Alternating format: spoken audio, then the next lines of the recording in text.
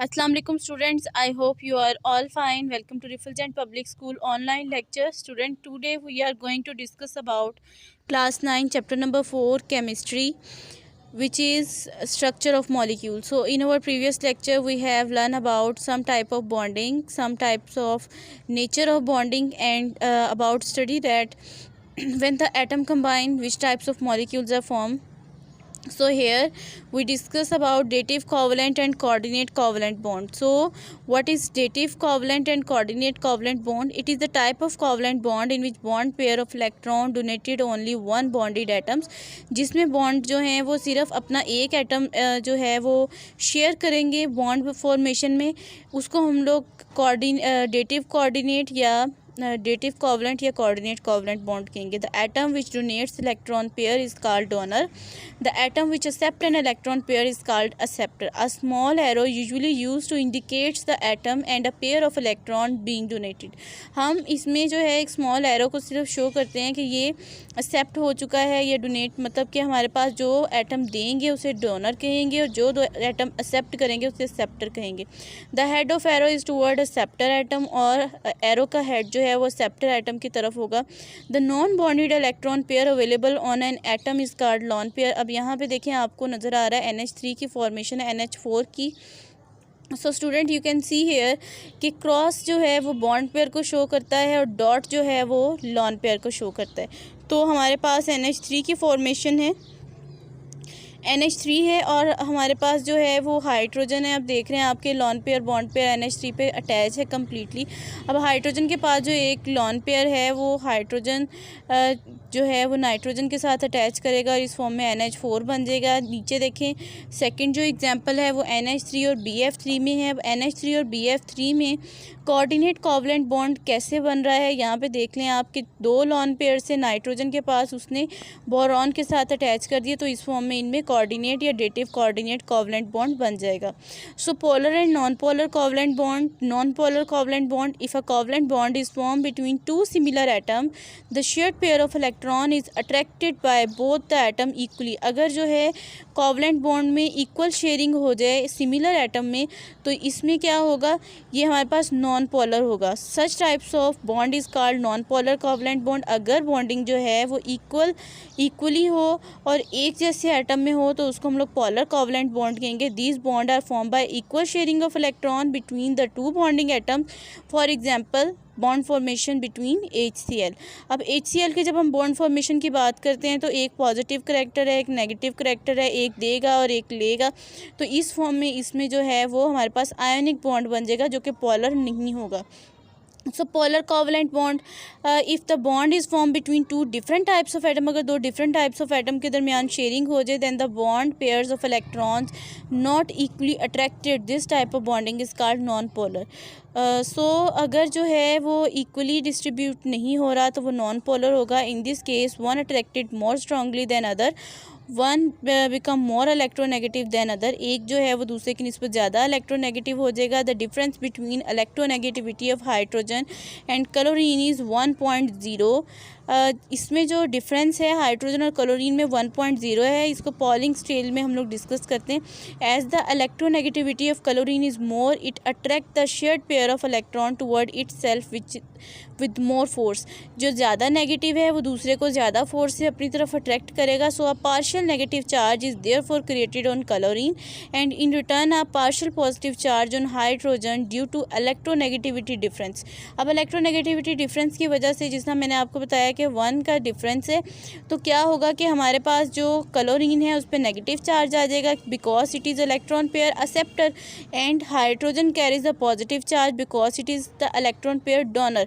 So you see here the difference. यहाँ पे आपको इलेक्ट्रोनेगेटिविटी का भी एग्जांपल में डिफरेंस क्लियरली नज़र आ रहा होगा. यहाँ पे देखें आप, हाइड्रोजन के पास एक लॉन पेयर है और उसकी इलेक्ट्रोनेगेटिविटी की वैल्यू 2.2 है और chlorine carries the 7 bond pairs and its electronegativity is 3.2। तो इसमें आपको क्लियरली नज़र आ रहा है कि 2.2 और 3.2 में 1 का डिफरेंस है, मतलब कि chlorine is more electronegative as compare to hydrogen. तो इस फॉर्म में hydrogen carries the partial positive charge and chlorine carry the partial negative charge. So the delta sign indicate partial positive or partial negative charge that is developed due to unequal sharing of shared pair or bonded pair of electrons, and in result compound that is formed is called polar covalent compound. So clearly I think आपको clearly यहाँ पे understand हो गया होगा कि delta sign जो है, जिसे हम लोग पार्शियल का साइन कह रहे हैं, इसे डेल्टा पॉजिटिव साइन कहेंगे और डेल्टा नेगेटिव साइन कहेंगे। आपको यहाँ पे जो है वो पोलर नेचर नज़र आ रही है, वाटर की H2O फॉर्मेशन नज़र आ रही है। Hydrogen carries the partial positive charge, oxygen carries the partial negative charge, और नीचे देखें एक एंगल पे 108 एंगल पे हमारे पास वाटर मॉलिक्यूल का स्ट्रक्चर होता है। तो यहाँ पे देखें आपको hydrogen second hydrogen also carries the positive charge. तो इस तरह ये पॉजिटिव नेगेटिव की अट्रैक्शन से जो है हमारे पास हाइड्रोजन की बॉन्डिंग बनती है। और इसी तरह देखें यहाँ पे है सिग्निफिकेंस ऑफ इलेक्ट्रोनेगेटिविटी। अब इलेक्ट्रोनेगेटिविटी की सिग्निफिकेंस क्या है? By using electronegativity values it is possible to predict whether a chemical bond is ionic or covalent in nature. अब कैसे हम इसको प्रिडिक्शन कर सकते हैं कि ये कोवलेंट होगा या आयोनिक होगा? A bond form between elements of high electronegativities and high electronegative या हाई इलेक्ट्रोपॉजिटिव के दरमियान जो बॉन्ड फॉर्मेशन होगी are ionic in nature. There is the complete transfer of electron between them, मतलब कि हमारे पास हाई इलेक्ट्रोपॉजिटिव और हाई इलेक्ट्रोनेगेटिव जो है उसके दरमियान में कंप्लीट ट्रांसफ़र ऑफ इलेक्ट्रॉन होती है और इस फॉर्म में हमारे पास आयोनिक बॉन्ड बनता है। The bond between comparable electronegativity will be covalent in nature as the bond between carbon and hydrogen in methane and nitrogen and hydrogen in ammonia. But if the difference is more than 1.7 the bond between predominately covalent. So क्या होगा कि अगर हमारे पास जो है predominantly ionic if less than 1.7, अगर हमारे पास 1.7 से ज़्यादा होगा तो ये हमारे पास आयोनिक हो जाएगा, और अगर 1.7 से कम डिफरेंस होगा तो वो कोवलेंट हो जाएगा। So here is the another type of the bond which is called the metallic bond as its name indicate that these are present in the metal atoms. The bond that is form between metal atom positive charge ions due to the mobile and free electrons. As you know very well all the metals carry the highly electropositive charge.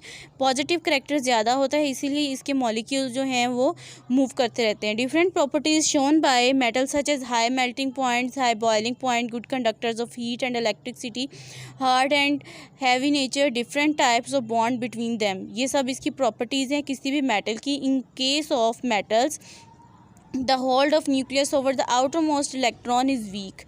ठीक है, outer most electrons के ऊपर जो nucleus का attraction होती है वो बहुत कम होती है मेटल्स की फॉर्म में, because of large size atoms and greater number of shells is between nucleus and valence electron. Obviously जब हम एटॉमिक रेडियस को डिस्कस कर रहे थे चैप्टर नंबर 3 में, तो हमने उसमें कहा था कि जैसे जैसे हमारे पास जो है वो नंबर ऑफ़ शेल्स इंक्रीज़ होते जाएंगे न्यूक्लियस की तरफ, जो अफेक्टिव न्यूक्लियर चार्ज है वो कम होता जाएगा। ठीक है, इसी वजह से हमारा जो आयनिक रेडियस है वो डिक्रीज़ हो रहा था। तो यही बात उन्होंने यहाँ पे की है कि हमारे पास मोर शेल्स हैं, इसलिए जो अट्रैक्शन है न्यूक्लियस की तरफ वो कम है। Because of low ionization potential metal have tendency to loss their outer most electron easily. Resultantly these loose and free electron of all metal atom move freely in space between atoms of these metal. None of these electron attach to any particular atom. कोई भी जो है वो specifically किसी खास atom से जाके attach नहीं होगा. Either they belong to a common pool or belong to all the atoms of that metal. Nuclei of free atoms appears as submerged in sea of these mobile electrons. So student, you can imagine that these are the freely electron which are falling or which are swimming in a pool or in a sea. ठीक है, जिस तरह पानी में electron सिर्फ revolve कर रहे हैं, इसी फॉर्म में हमारे पास मोबाइल इलेक्ट्रॉन्स होते हैं एट मेटल्स के। So you see here in the picture, आपको पिक्चर में ये जो स्ट्रक्चर नज़र आ रहा है ये हमारे पास एक मेटल का स्ट्रक्चर है, और आप देख रहे हैं कि यहाँ पे पॉजिटिव करैक्टर है और डॉट्स हैं। मतलब कि जिस तरह ये पॉजिटिव पार्टिकल्स जो हैं वो सबमर्ज हुए हैं, फैले हुए हैं, इसी तरह ही मैटर का जो है वो फॉर्मेशन होती है जिसमें हमारे पास जो पार्टिकल्स हैं वो फैले हुए होते हैं, कोई भी जो है वो टाइटली बाउंड नहीं होता।